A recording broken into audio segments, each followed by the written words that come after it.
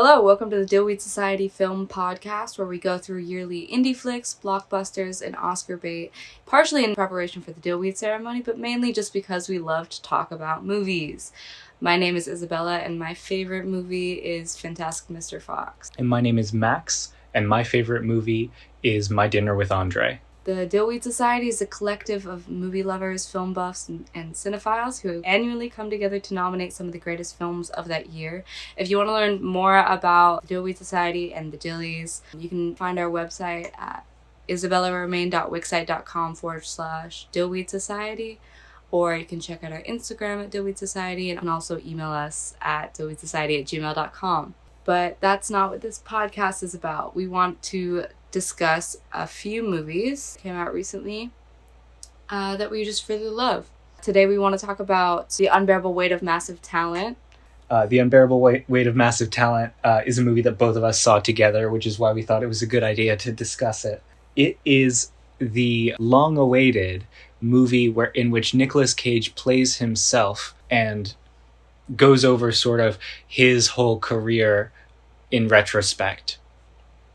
It was very secretive what the plot was to this movie prior to its release. Many people were speculating about what happened in the movie because they weren't very clear, and they announced it, I believe in early 2020, to be released at the end of that year. Of course, it got delayed by 2 years, so I've been waiting at least a long time to see it. Right. They had like a lot of weird advertising for the movie and like build up for it. I think, well, we can start out with this, Letterboxed gives this synopsis of it, just if any of you all are not familiar. It says, creatively unfulfilled and facing financial ruin, Nick Cage must accept a $1 million offer to attend the birthday of a dangerous superfan.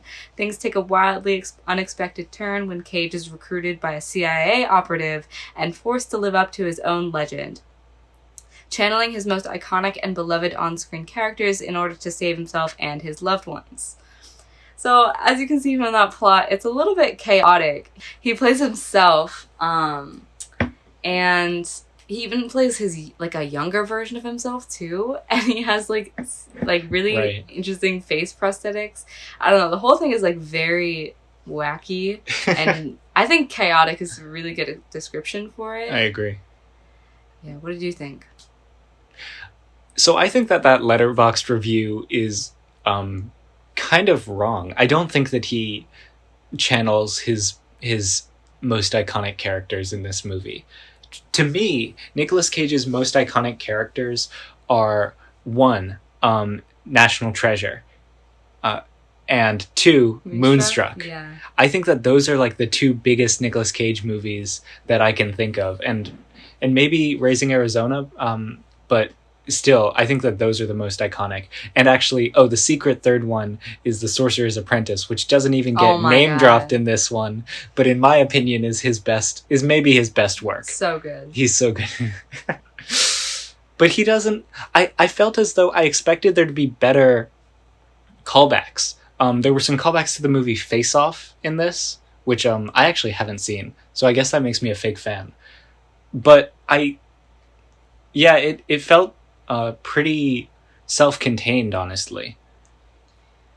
I think the way that they were marketing it was like, and I didn't know a lot about this movie before going in, whereas I think you were more,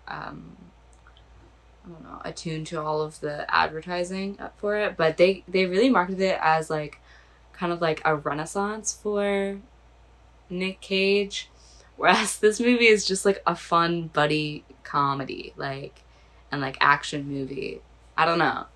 So I think it let a lot of fans down because people were expecting it to be this like grand piece of acting, because like Nick Cage is kind of known for his overacting, I would argue. But, this film is just another, crazy Nick Cage adventure because he signs on to do everything, to be honest. It kind of trips over its own feet, honestly, this movie, because it becomes obsessed with self-description of its own sort of conundrum, because Nick Cage is playing himself, trying to find a good role that can really make him stand out towards the end of his career. And then this movie attempts to sort of show how difficult that is for him and depict that. And in doing so, fulfills this prophecy that he created of himself, where it doesn't know whether it's high art or whether it's a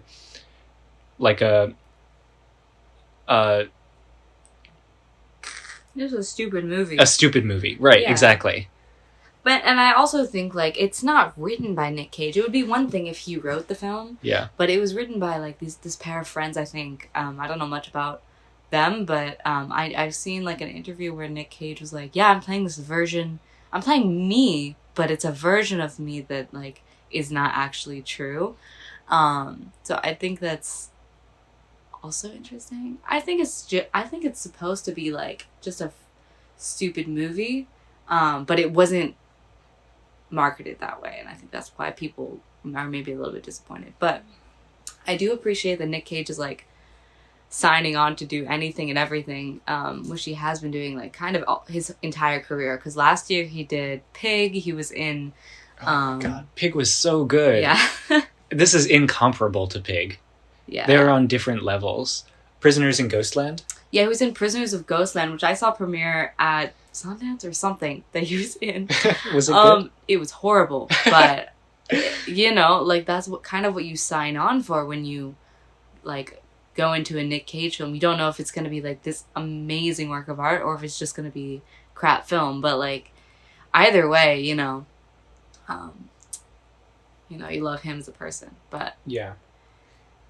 I really hope that he gets more roles like Pig in the future. I mean, not for his sake, because it seems like he has fun in this movie, but for our sake, because I think that when he's given the space, he can be a really great actor. yeah, Yeah. maybe this is, like, what he likes doing. I don't know any. I mean, I've never met Nick Cage in my life, but yeah, maybe that's. But I do want to mention the other actors in the film, because Yes. they truly make this film worth watching.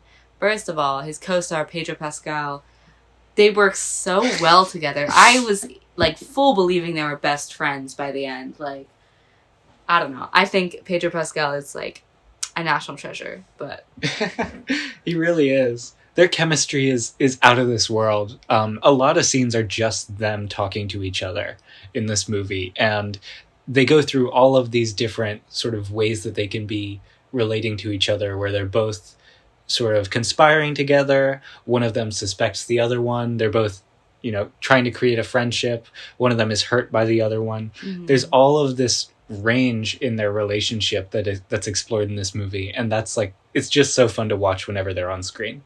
Yeah, and I think there's, like, kind of, like, a foil in their personalities, the way, like, Pedro Pascal is a lot more emotional, I guess, and, like, attuned with his own emotions, whereas Nick Cage is, like, I don't know, his main problem in the movie, I guess, is the way he is not emotionally vulnerable with his family, I guess, one would argue. Maybe I'm reading too much into it, but I think that's explicit. I really like their dynamic. Yeah, I agree. And then the other co-star is Tiffany Haddish. Love her. She's so funny in this. She worked really well. I think, like, she had the right amount of, like, goofiness to, like, seriousness. I don't know. Yeah, I guess you're right. Now that I think about it, she is more serious than a lot of her other roles in this movie. She plays an FBI agent. She does have some comedic beats that land, but a lot of it is just engaging in the space that all the other characters are also engaging in, and just pure acting. And I think she does a really good job at that.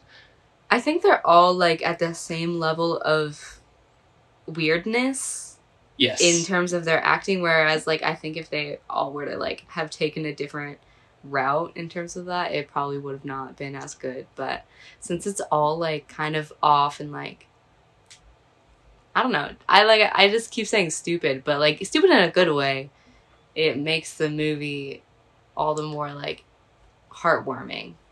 Well, they talk about they want this fictional movie that they're constructing within the movie to have mass appeal. Yeah. And so all of the artsy stuff has to get dropped by the end. That's true. Which is what happens in the movie. I totally forgot about, like, the meta-ness of the movie, because, like, they get to a point in the movie where they're like, where's our third act? Like, something's gonna happen. And so they literally have to, like, close the movie in terms of... I think it's tends to be kind of weak in writing, but I thought it a little bit worked for this movie. Yeah, it did end up... It sealed itself as a dumb movie. And I think it was self-aware about that. Yeah. I've seen better dumb movies. Like, we were giving this film a lot of praise. And I love this movie, but I don't think that I would watch it again. Same here. I might recommend it to someone else. But, you know, it is what it is. Which is a dumb movie. Yeah. What would you give it on a scale of 5 stars? I gave it 3.5 on Letterboxd. I think that's just because, like, I loved the characters and I had a good time watching it. But I really don't see this as, like, anything, like, big. Yeah. I think I feel similarly. I gave it a 2.5, which for me at least is, like... That's low. Maybe I gave it a 3. Let me double check. That's low. I thought that it was funny. I thought that it was... You gave it a 3.5. Oh, did I really? Yeah, we kind of gave it the same thing. Oh, no way. I guess in retrospect it worsened in my mind. Yeah. You don't think about this movie often. Oh, no, I don't. I really don't. Yeah. But, yeah, I think that I don't think that I would nominate it for any awards. Yeah. Yeah. It's painful for me to say that because it is such, like, a sweet little movie. And it seems like these actors had so much fun, like, together. It looked like they had a blast. Oh, you know what it could get? Pedro Pascal could get Best Film Friend from last year if it were up for that. Oh, yeah. See, that's what you got to think about. Like, maybe we could create an impermanent category if there's, like, enough movies where something, you know, and for anyone to that. For anyone who's listening who didn't watch the Dillies last year, every year in our film awards show, we come up with impermanent categories that are specific to that year. And last year it was Best Film Friend, so whoever you would want to be friends with in a movie. Mm-hmm. The year prior it was Best Breakout Film, and it was you know, like, debut directors in their feature films. So it could be, like, literally anything that you wanted. You just have to cater it to the year. And we take suggestions from all of our associates for that each year. And we release the category in October. So get to it. That's Unbearable Weight of Massive Talent. Check it out if what we said sounded interesting to you. It requires very little brain space to watch. Very little brain power. It's an easy watch. Yes. I don't know when it's coming on streaming, but hopefully soon. So you can find it somewhere. Yeah, so now we want to give each a pitch for a movie that the other person hasn't seen. A quick elevator pitch, log line. And these are both movies that also came out this year that could be eligible for Dillies. So Max, would you like to go first? Sure. It's dark science fiction, action, but it's a character-driven film about family. It deserves the title Multiverse of Madness more than the Doctor Strange feature. Everything Everywhere All at Once is a moving film that manages to marry its disparate themes into a whole that uses sci-fi to explore the mundanity of everyday life. If you go into it open to whatever it serves you, you'll come out wondering how it managed to elicit so many emotions from you in 2 hours, not all of them entirely pleasant. It's a full recommend from me. Wow, that's a strong recommendation. Yeah, I think I gotta see that soon. It's been a minute since it came out, but I'm excited. There's so many individual things about it that are so good, and I really liked how it turned out as a whole. I think it's going to be up for a lot of things this year at the Dillies. Well, maybe if I see it, then we'll talk about it in an upcoming podcast. Here's my logline. I Want You Back, starring Jenny Slate and Charlie Day, amongst other lovable but probably forgotten celebrities, is not just another movie named after a pop song. It is, I would argue, one of the best modern rom-coms to come out of the 20s thus far. That's just as cheesy as it is heartwarming, as stupid as it is genuine, and as relatable as it is action-packed. I can't say enough good things about this wonderful film, and I highly recommend you watch it. It's on Amazon currently. I really have to see that movie. Yeah. You know I'm a sucker for a rom-com. Did not know that. You didn't know that? No. Oh, I feel like I've seen so many rom-coms at this point. There's always more. There's always more, and there's always more bad ones, but I'm really glad to get a good recommendation for one for once in a while. Because I've been surviving on like Netflix original rom-coms for the past 2 years, basically. Yeah. I love this movie. I've been telling everyone I know to watch it. What did you think about Charlie Day in it? Because he is like a comedian. Yeah, well, so is Jenny Slate. Like, they both have like a comedy background, but I think that they're both kind of dorky individuals that I don't want to give too much away about this movie. I'll watch it. It's really interesting. And what did you say it was on again? It's on Amazon. It's on Amazon. I Want You Back on Amazon, and Everything Everywhere All at Once. Still in theaters. Probably still in theaters, but soon to be coming to some streaming, I hope. Yeah, it is still in theaters, at least around us. It's showing at 6 p.m. tonight. So we already mentioned our impermanent category, but I also want to bring attention to our Time Traveler Award, which is given each year to any film in any category of any year. So it does not have to be just this year. Last year, The Big Lebowski won, and for Best Ensemble. But we just love to give recognition to movies that perhaps were under-recognized in their time. Again, if you want to find more information about the Dillweed Society, you can access our website.